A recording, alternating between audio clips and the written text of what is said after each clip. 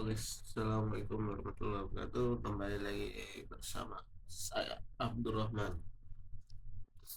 Di sini saya akan mempresentasikan kepada kalian apa itu desain token.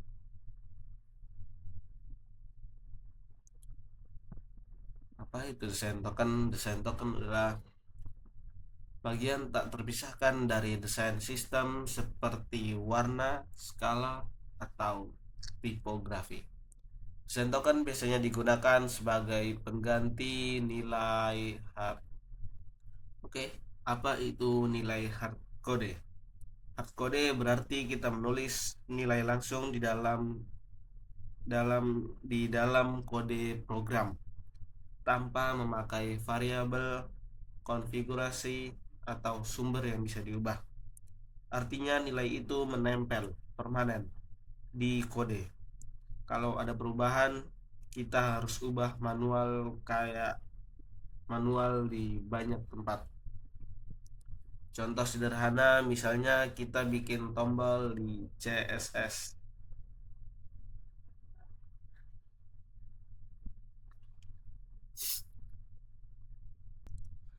Apa itu nilai hardcode? Nilai hardcode adalah ketika kita menulis angka, warna, teks, atau data langsung dari dalam kode program. Nilai ini menempel permanen di kode, sehingga kalau ada perubahan, kita harus menggantinya secara manual di setiap tempat yang dipakai. Contoh kasus, bayangkan kamu ingin buat tombol di aplikasi. Jika pakai hardcode, warna tombol seperti pagar 191E90FF, jarak dalam tombol 16 pixel. Kalau suatu hari brand perusahaan berubah menjadi orange, kamu harus mencari semua kode yang berisi pagar 1E90FF lalu menggantinya dengan FF5733. Kalau tombol ada di ratusan halaman, pekerjaan ini menjadi sangat melelahkan. Masalah utama hardcode adalah yang pertama, sulit dikelola. Perubahan kecil bisa makan waktu yang lama. Yang kedua, tidak konsisten. Ada kemungkinan developer lain menulis nilai yang berbeda tapi mirip, sehingga desain tidak seragam. Yang ketiga, menyulitkan scaling. Makin banyak halaman atau komponen, makin rumit, dan itu membuatnya untuk makin rumit mengontrol nilainya. Yang keempat, bisa bikin error, mudah keliru saat mengganti nilai di banyak tempat. Solusi, variabel atau desain token. Daripada menulis nilai langsung, kita gunakan variabel atau desain token. Keuntungannya, kalau warna berubah, cukup ubah satu variabel saja. Semua tombol otomatis ikut berubah. Desain jadi konsisten dan mudah dipelihara. Hardcode, ringkasannya, hardcode nilai ditulis langsung di kode. Kekurangan, sulit diubah, tidak konsisten, bikin repot kalau project besar. Solusi, pakai variabel atau desain token untuk lebih fleksibel, konsisten, dan mudah dikelola.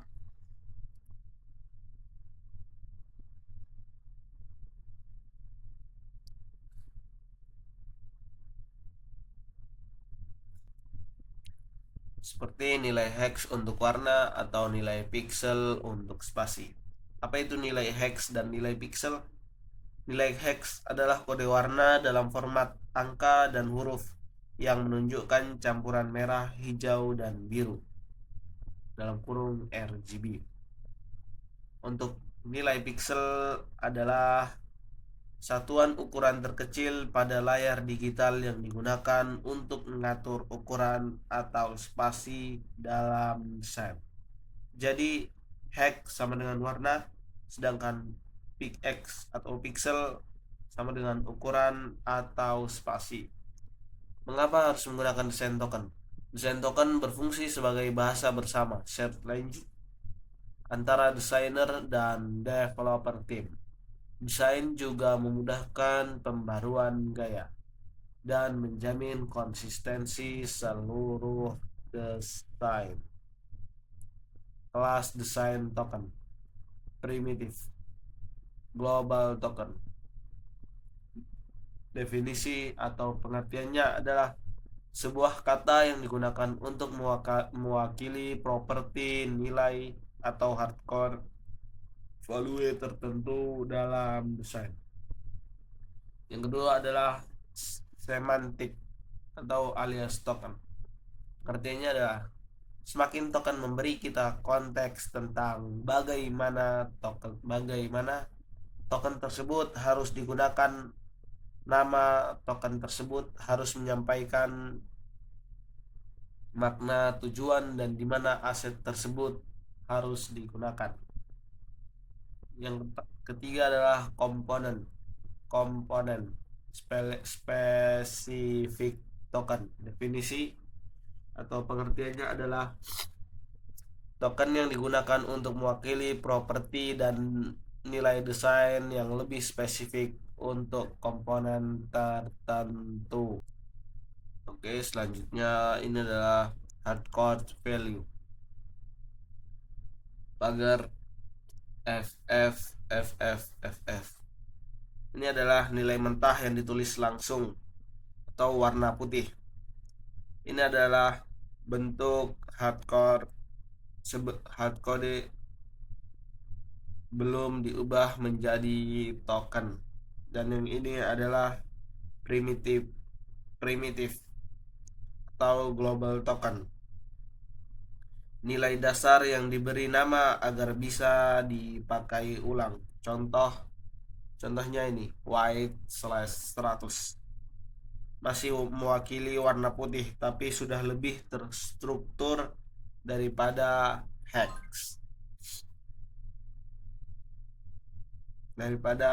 hex. Dan yang ketiga adalah semantik alias token yang punya makna sesuai konteks desain UI. Contoh button primary bukan hanya warna putih. Ini adalah bukan hanya warna putih, tapi lebih bermakna sebagai warna tombol utama. Yang keempat adalah komponen spesifik token yang berlangsung dipakai di komponen tertentu. Contoh button primary default menunjukkan warna yang dipakai tombol default primary dan hasil akhir UI. Misalnya sebuah tombol dengan label klik seperti ini yang warnanya berasal dari rantai token yang terdapat di ringkasan ini.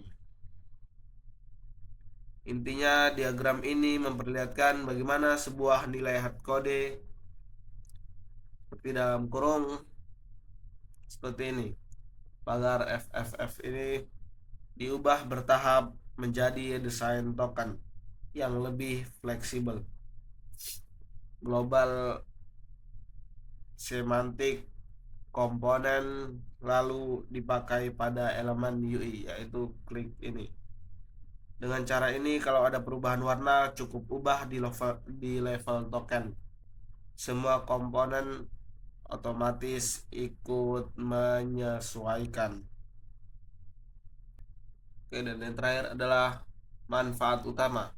Memudahkan pembaruan gaya secara global, menghemat waktu pembangunan dan memelihara produk, menjamin konsistensi desain di berbagai platform.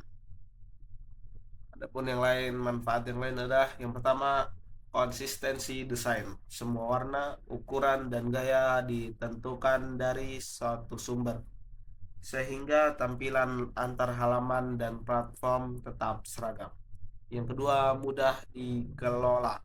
Jika brand mengganti warna atau gaya, cukup ubah token, otomatis seluruh komponen ikut berubah. Yang ketiga, efisiensi dan hemat waktu. Developer tidak perlu mencari dan mengganti nilai hardcode satu persatu. Cukup pakai nilai token. Yang keempat, fleksibel lintas platform. Desain token bisa diekspor ke berbagai platform seperti web, iOS, dan Android. Jadi pengalaman pengguna tetap konsisten di semua perangkat. Yang kelima, memperkuat kolaborasi. Desain dan developer memakai bahasa yang sama. Contoh, color primary. Bukan lagi menggunakan nilai hardcode, sehingga komunikasi lebih jelas. Yang terakhir, mengurangi error. Dengan token, kemungkinan ada warna ukuran yang berbeda-beda tanpa sengaja bisa dihindari. Singkatnya, desain token membuat desain lebih konsisten, mudah dikelola, cepat dikembangkan, dan fleksibel di berbagai platform. Oke, mungkin cukup sekian dari saya presentasi tentang desain token dan apa itu desain token dan manfaat utamanya. Kurang lebihnya mohon maaf. Assalamualaikum warahmatullahi wabarakatuh.